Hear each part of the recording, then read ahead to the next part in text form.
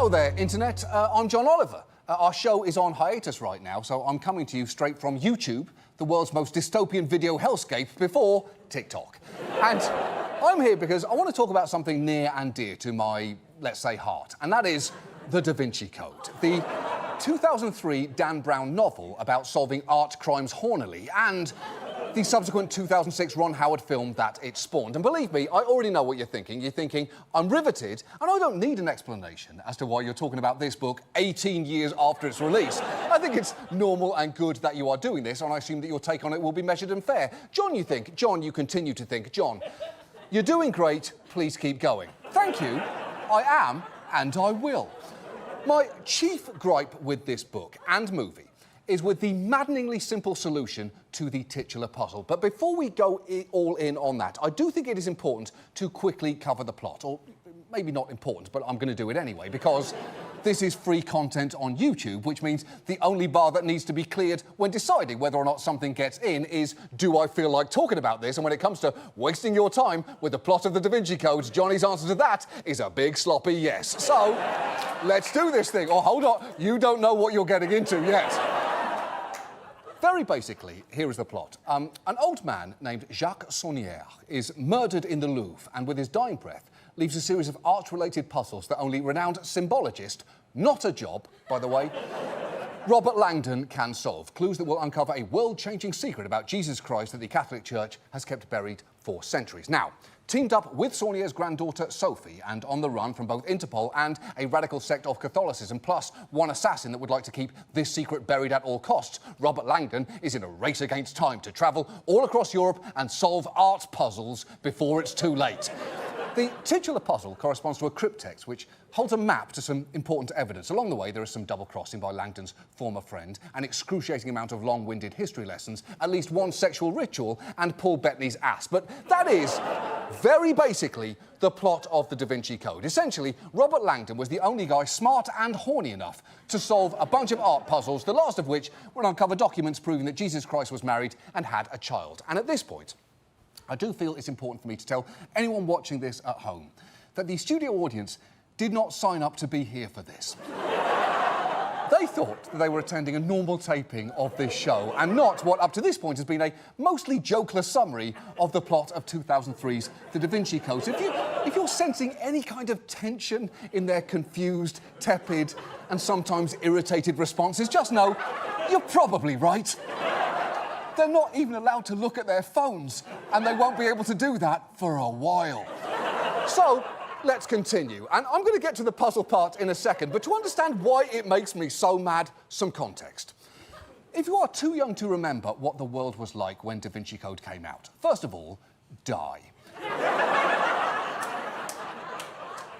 Second, though, it is hard to overstate just how huge this book about using art to solve crimes and piss off the church was. It spent 136 consecutive weeks as a New York Times hardcover fiction bestseller. It sold more than 80 million copies worldwide and was translated into 51 languages. But look, these are just numbers. If I've learned anything from the Da Vinci Code, and believe me, I haven't, it's that numbers can't tell us anything. The point here is, the Da Vinci Code book was massively, inescapably successful and had a major impact on culture at the time. And the good news is, we are now, just now, arriving at my solo point, because none of this success would really bother me that much if it were not for the fact that the cryptic at the heart of the Da Vinci Code, the puzzle art throb Robert Langdon has to solve, involves a poem that begins, "In London lies a knight, a pope interred. His labour's fruit, a holy wrath incurred." Now,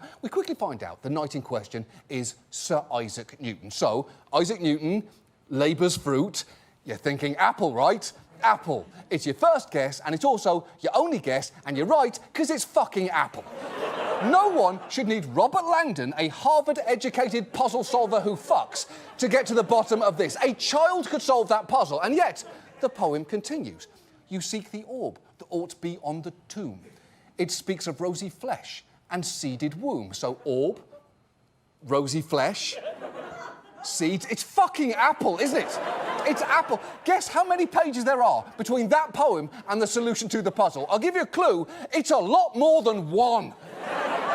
Both the book and the movie make it seem like only the brilliant Robert Langdon could possibly decode the mystery behind those complex words. Here is the scene in the movie version where he explains the solution like he's Indiana Jones finding the Ark of the fucking Covenant to a speechless and awestruck Amelie. There was every orb conceivable on that tomb except one.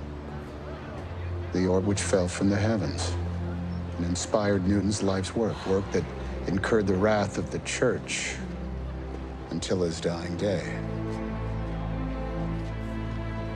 A-P-P-L-E. Apple. Fucking shit!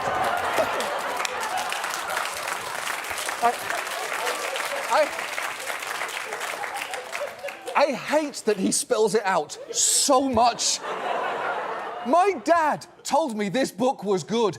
Everybody's dad did. Did you know they made 2 Da Vinci Code movies? Well, they didn't, because guess what? They made fucking 3! And I recognise that it has been several minutes since I've said anything that could defensively be considered either relevant or a joke. And if that bothers you at all, let me simply remind you, you don't have to be here. These people do. They cannot leave. But you could have stopped watching this 10 minutes ago. But no, you chose not to. So don't be angry with me. Be angry with yourself. You let yourself down. I'm doing fine. And look, is this the most important story in the world right now? Of course not. Of course not. It's at best the 4th most important story. I just genuinely think that it is very weird that in 2003, this stupid book took the planet by storm. And I just think enough time has passed that we can talk about it now. It was bad, and it was weird, and the titular code was Apple. A-P-P-L-E. Now, what was my point here? Am I trying to suggest that our brief but intense obsession with the Da Vinci Code was a metaphor, something indicative of our dangerous propensity for getting swept up by comfortingly simple ideas, lulling us into a sort of groupthink? No, not really. I just think this book is fucking bad. I think, actually, the best way to express my frustration is in the language that Da Vinci Code enthusiasts can best understand, which is to say with a subtle, art-related puzzle that an infant can figure out. Will you please indulge me? My problem with the Da Vinci Code, separate from the fact that it is a terrible book that absorbed the entire post-9/11 world for no clear reason, is a mystery hidden somewhere in this famous painting. A mystery that only could be solved by a Robert Langdon-level genius/art noticer. Do you see it? Take your time. Can you solve this puzzle? Can you solve this complex puzzle and unlock why I think the Da Vinci Code is so fucking stupid? It's subtle, but it's in there. The dumbest thing about the Da Vinci Code and art all rolled into one. Sound off in the comments below if you've solved this complex riddle. In the meantime, thank you so much for watching. That's our show. We'll be back in February. We'll see you again then. Apple. A-P-P-L-E. Fucking Apple.